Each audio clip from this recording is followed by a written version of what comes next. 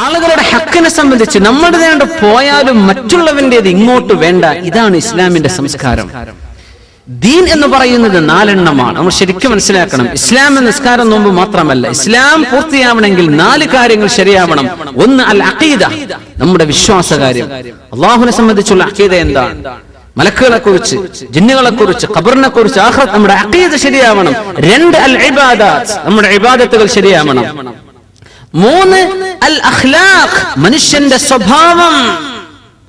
4ാമത്തേത് അൽ മുആമലാത്ത്, നമ്മുടെ ഇടപാടുകൾ, കച്ചവടം, വിൽക്കല്, വാങ്ങല്.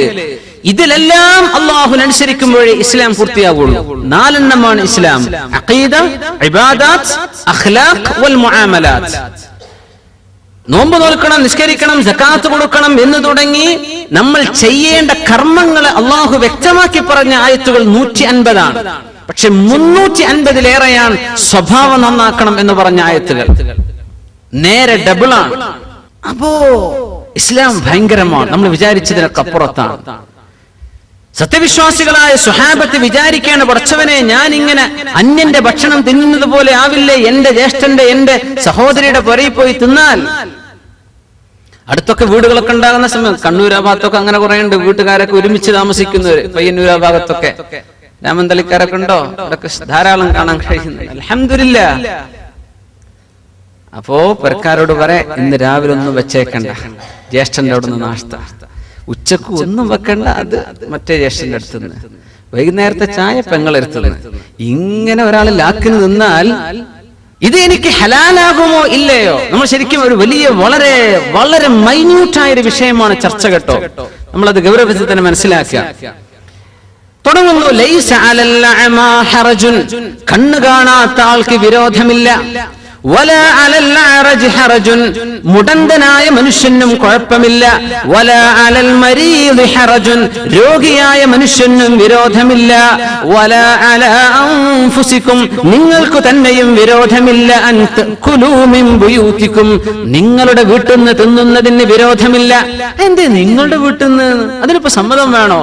ആ പറഞ്ഞതിന്റെ ഉദ്ദേശം മകനും മകളും ഇവിടെ പറഞ്ഞോ? ഇല്ല.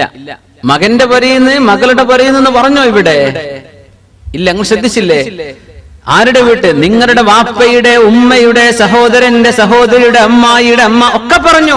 മകനും മകളും പറഞ്ഞോ? ആ പറഞ്ഞതാണ് ഈ വാക്ക്. മിൻ ബുയൂതികും, നിങ്ങളുടെ മകനും മകളും നിങ്ങളുടെ വീട് തന്നെയാണ്. അതിന് കുഴപ്പമില്ല. ഇൻഷാ അല്ലാഹ് വഴിയെ പറയാം. അതിനാണ് നിങ്ങളുടെ വീട്. മക്കളെ പറയേണ്ട സ്ഥാനത്ത് ആ മക്കൾ എന്ന് പറഞ്ഞില്ല. മനഃപൂർവ്വം അള്ളാഹു ഒരു കാര്യം പഠിപ്പിക്കുകയാണ്. നിങ്ങളുടെ വീട്, നിങ്ങളുടെ മകൻ, നിങ്ങൾ.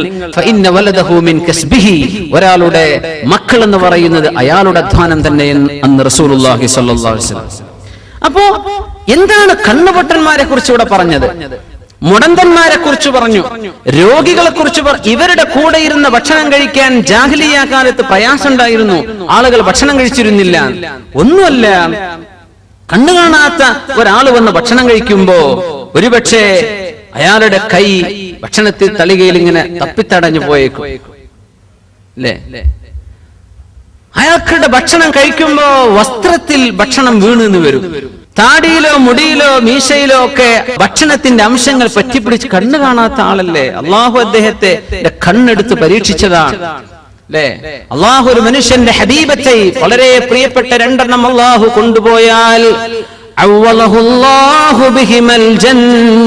2 കണ്ണുപോയ മനുഷ്യൻ അള്ളാഹുവിനെ ആലോചിച്ച് ക്ഷമിച്ചാൽ അതിന് പകരം സ്വർഗമാണെന്ന് നബിയുനാ റസൂലുള്ളാഹി സ്വല്ലല്ലാഹു അലൈഹി വസല്ലം.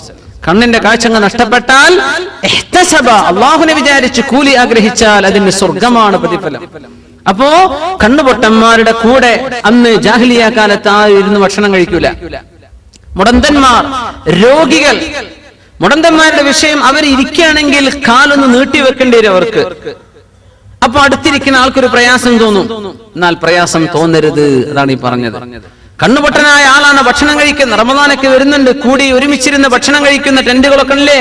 അവിടെ രോഗികൾ വരും, കാലിന് സുഖമില്ലാത്തവർ വരും, കണ്ണു കാണാത്തവർ വരും, മുഷിഞ്ഞ വസ്ത്രട്ട ആളുകൾ വന്നു വരും. ഒന്നും തോന്നണ്ട, അവർക്ക് കഴിയാത്തത് കൊണ്ടായിരിക്കുന്നു വിചാരിക്കുക. നീ ക്ഷമിക്ക്. അള്ളാഹു എല്ലാം ആഫിയത്തിൽ പടച്ചിട്ടുള്ള നിന്റെ മനസ്സിൽ അള്ളാഹു പരീക്ഷിച്ചവരെ സംബന്ധിച്ച് ഒരു മോശമായ വിചാരം തോന്നാൻ പാടില്ല. അവര് രോഗികളല്ലേ, അവര് മുടന്തന്മാരല്ലേ, അവർ കണ്ണില്ലാത്തവരെ അള്ളാഹു അവരെ പരീക്ഷിച്ചിട്ടില്ലേ? അതുകൊണ്ട് നിനക്ക് അവരുടെ കൂടെ ഭക്ഷണം കഴിക്കുന്നതിന് ഒരു പ്രയാസവും തോന്നരുത് കേട്ടോ.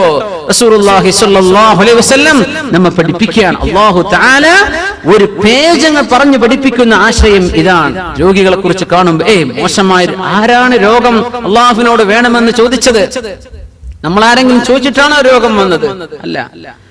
കണ്ണുപൊട്ടന്മാരായി അന്ധന്മാരായി ജനിച്ചിട്ടുള്ള ആളുകൾ, അല്ലെങ്കിൽ പിന്നീട് കണ്ണിന്റെ കാഴ്ച നഷ്ടപ്പെട്ടവർ, അവർ അള്ളാഹിനോട് ചോദിച്ചതാണോ എന്റെ കണ്ണ് വേണ്ടാന്ന്? അല്ല, അള്ളാഹു അവരെ അള്ളാഹു പരീക്ഷിച്ചതല്ലേ.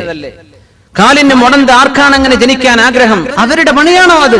ഖാലിഖായ അള്ളാഹുവിന്റെ പണി. എന്തിനാ കുറച്ചാളുകൾ അള്ളാഹു ഇങ്ങനെ ആക്കുന്നത്? ബഹുഭൂരിപക്ഷം ആളുകളും കണ്ണുപൊട്ടന്മാരാണോ? അല്ല. അള്ളാഹുവിന്റെ സൃഷ്ടികളിൽ 99% ആളുകളും പെർഫെക്റ്റ് ക്രിയേഷൻ ആണ്. പക്ഷെ 1% അള്ളാഹു തആല ചില വിടവുകൾ ഇങ്ങനെ കൊടുക്കും. എല്ലാവർക്കും ഹാർട്ട് ക്ലിയറാ, ചില ആൾക്ക് ഒരു പ്രശ്നം, കണ്ണിനൊരു പ്രശ്നം, ചെവിക്കൊരു പ്രശ്നം, കാലിന് കയ്യിന് വിരലുകൾക്ക് എന്തേ? ഇതുണ്ടാകുമ്പോഴാണ് ഈ നിഅമത്തിന്റെ വില മനസ്സിലാവുള്ളൂ. ആ നഷ്ടപ്പെട്ടവർക്ക് അല്ലാഹു കൂലി വേറെ കൊടുക്കുന്നതിന് പകരം. പക്ഷേ ഇതെല്ലാം പൂർണ്ണതയിൽ പടക്കപ്പെട്ട മനുഷ്യന് ഈ പൂർണ്ണതയുടെ വില അറിയണമെങ്കിൽ അപൂർണം അവന്റെ ഇടയിൽ മരിക്കുമ്പോഴേ ജീവന്റെ വില മനസ്സിലാവുള്ളൂ. പ്രായാധിക്യം വരുമ്പോഴാണ് ചെറുപ്പക്കാരുടെ വില മനസ്സിലാവുക. എന്റെ യൗവനം, യാ അല്ലാഹ്. പ്രായമുള്ളവരെ കാണുമ്പോൾ ചെറുപ്പക്കാരെ വിചാരിക്കണം, ഞാൻ അങ്ങോട്ട് എത്താൻ പോകുന്ന ആളാണ്. എല്ലാരും ഒരു ദിവസം ഒരു കാലഘട്ടത്തിൽ ജീവിപ്പിച്ച് കോടാനുകോടി മനുഷ്യരെ ഈ ജനറേഷൻ ആഫ്റ്റർ ജനറേഷൻ ഇങ്ങനെ കൊണ്ടുവരാതെ സയ്യിദുനാ ആദം നബി അലൈഹിസ്സലാം മുതൽ ഖിയാമത്ത് നാൾ വരെ വരാൻ പോകുന്ന മനുഷ്യരെ 100 കൊല്ലത്തിനിടക്ക് അല്ലാഹു എല്ലാവരും ഒരുമിച്ച് പടച്ചു, ഒരുമിച്ച് അങ്ങ് മരിപ്പിച്ചു എന്ന് വിചാരിക്കുക. അല്ലാഹു അങ്ങനെ ചെയ്തുകൂടായിരുന്നോ? ഉലമാ അത് തഫ്സീറുകളിൽ ചർച്ച ചെയ്തു. അല്ലാഹുവിന് അത് ചെയ്യാമായിരുന്നില്ലേ?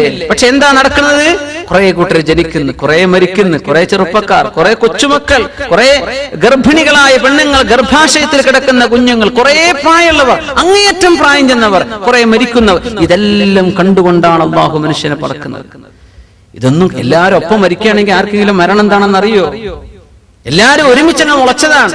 ജന്മം എന്താണെന്നറിയോ? വാർദ്ധക്യത്തിന്റെ യൗവനത്തിന്റെയും വ്യത്യാസങ്ങൾ അറിയുമോ? ഇല്ല. അള്ളാഹു ഇതൊക്കെ ഭൂമിയിൽ വെച്ചിട്ടുണ്ട്. എന്തിന്? അള്ളാഹുവിനെ സംബന്ധിച്ച് ബോധം വരാൻ, അവനവനെ കുറിച്ച് ബോധം വരാൻ. അതുകൊണ്ട് ലൈസ അലൽ അഅമാ ഹറജുൻ, കണ്ണുപൊട്ടനെ കാണുമ്പോൾ നിങ്ങൾ ആരും മനസ്സിൽ ഒരു നിലക്കും ഒരു വെറുപ്പും വിചാരിക്കരുത്. അവരുടെ വസ്ത്രത്തിലൊക്കെ അഴുക്കുണ്ടെന്ന് വരും, അവരുടെ താടിയിലും അവരുടെ മുഖത്തൊക്കെ എന്തെങ്കിലും ഭക്ഷണം പറ്റിപ്പിടിച്ചെന്ന് വരും.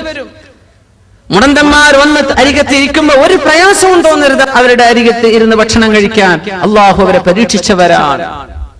രോഗികൾ, ചില രോഗം നമുക്ക് പ്രയാസമായിട്ട് തോന്നും, വളരെ ഇഷ്മിഇസാസ്, ഒരു തരത്തിൽ നമുക്ക് ഡിസ്കസ്റ്റിംഗ് എന്ന് പക്ഷേ തോന്നാൻ പാടില്ല.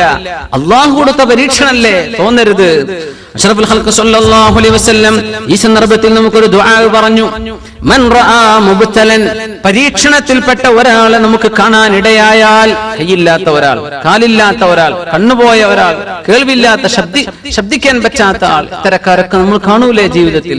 അവരെ കാണുമ്പോൾ ആരെങ്കിലും ഈ ദുആ പറഞ്ഞാൽ, അൽഹംദുലില്ലാഹില്ലദീ ആഫാനി മിമ്മ ബതലാക ബിഹി വഫളലനി അലാ കസീരിൻ മിമ്മൻ ഖലഖ തഫ്ദീലാ. അൽഹംദുലില്ലാഹില്ലദീ ആഫാനി മിമ്മ ബതലാക ബിഹി വഫളലനി അലാ കസീരിൻ മിമ്മൻ ഖലഖ തഫ്ദീലാ. അല്ലാഹുവേ, നിനക്ക് സ്തുതി പടച്ചവനെ. അല്ലദീ ആഫാനി മിമ്മ ബതലാക ബിഹി, അല്ലാഹു നിനക്ക് ഏതൊരു പരീക്ഷണം തന്നോ ആ പരീക്ഷണം എനിക്ക് സംഭവിക്കാതെ അള്ളാഹു എന്നെ കാത്തുവല്ലോ. ഒരുപാട് അള്ളാന്റെ സൃഷ്ടികളെക്കാളും അള്ളാഹു എന്നെ ബഹുമാനിച്ചുവല്ലോ. അൽഹംദുലില്ലാഹ് എന്ന് പറഞ്ഞാൽ ലം യുസിബ്ഹു ദാലികൽ ബലാ, ആ മനുഷ്യന് വന്ന ബലാ ഇയാൾക്ക് വരികയില്ലെന്ന് നബിയുനാ റസൂലുള്ളാഹി സ്വല്ലല്ലാഹു അലൈഹി വസല്ലം. ഈ ദുആ പഠിക്കുക. അൽഹംദുലില്ലാഹ് അല്ലദീ ആഫാനി മിമ്മ ബതലാക ബിഹി, നിന്നെ അല്ലാഹു പരീക്ഷിച്ചുവല്ലോ, അത് എന്നെ പരീക്ഷിച്ചില്ലല്ലോ. അൽഹംദുലില്ലാഹ്. ഈ ദുആ പറയുമ്പോൾ ശ്രദ്ധിക്കണം, നമ്മൾ ആരുടെ മുമ്പിലാണോ പറയുന്നത് ആ ആളിത് കേൾക്കാൻ പാടില്ല. ആളിത് കേൾക്കുമ്പോൾ മനസ്സ് വേദനിക്കൂലേ? പക്ഷോനെ, ഞാൻ ഇങ്ങനെ ആയിപ്പോയല്ലോ.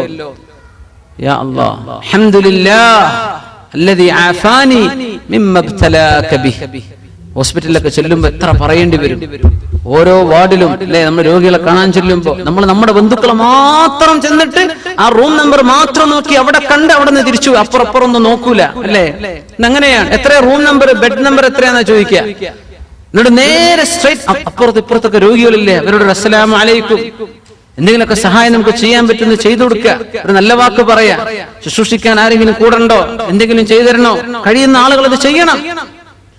മറ്റുള്ള രോഗികളെ അവരെ കാണുമ്പോൾ അള്ളാഹു നമുക്ക് ചെയ്ത നിഅമത്ത് ഓർമ്മ വരും. മുഅ്മിനെ, നമുക്കിപ്പോ ശമ്പളം കുറഞ്ഞതിന്റെ കുഴപ്പമേ ഉണ്ടാവുള്ളൂ, നമുക്ക് തൊലി നിറല്ലാത്തതിന്റെ കുഴപ്പമേ തോന്നുള്ളൂ. സഹോദരിമാർ ആലോചിക്കുക, അള്ളാഹു മുസീബത്ത് കൊണ്ട് അള്ളാഹു പരീക്ഷിച്ച ആളുകൾ എന്താണ്, രോഗികളുടെ അവസ്ഥകൾ എന്തൊക്കെയാണ്. അള്ളാഹു എനിക്ക് എന്നെ സലാമത്ത് നൽകിയല്ലോ റബ്ബേ, വഫദ്ദലനി അലാ കസീരിൻ മിമ്മൻ ഖലഖ തഫ്ദീല, നീ പടച്ച സൃഷ്ടികളിൽ ഒരുപാട് സൃഷ്ടികളെക്കാളും എനിക്ക് നീ ബഹുമാനവും ആദരവും തന്നുവല്ലോ അല്ലാഹ്, അൽഹംദുലില്ലാഹ് എന്ന് പറഞ്ഞാൽ ആ മനുഷ്യന് വന്ന മുസീബത്ത് ഈ ദുആ ചൊല്ലി ആൾക്ക് വരികയില്ലെന്ന് റസൂലുള്ളാഹി സ്വല്ലല്ലാഹു അലൈഹി വസല്ലം. കണ്ണില്ലാതെ ജനിച്ചവര്, കണ്ണുള്ളവന്റെ കണ്ണ് കാഴ്ച പോകൂലേ? തിന്മ ചെയ്യുന്ന ആളുകൾക്ക് അത് വരുമ്പോ ശിക്ഷയാണ്, പക്ഷെ നന്മ ചെയ്യുന്ന ആളുകൾക്ക് അത് വരുമ്പോ അള്ളാഹു അവർക്ക് ഒരുപാട് കൂലി ഒറ്റയടിക്ക് കൊടുക്കാൻ തീരുമാനിച്ചു എന്നതിനർത്ഥം. അതുകൊണ്ട് ലൈസ അലൽ അഅമാ ഹറജുൻ, കണ്ണ് കാണാത്ത ആളുകളെ കുറിച്ച് ഒന്നും മനസ്സിൽ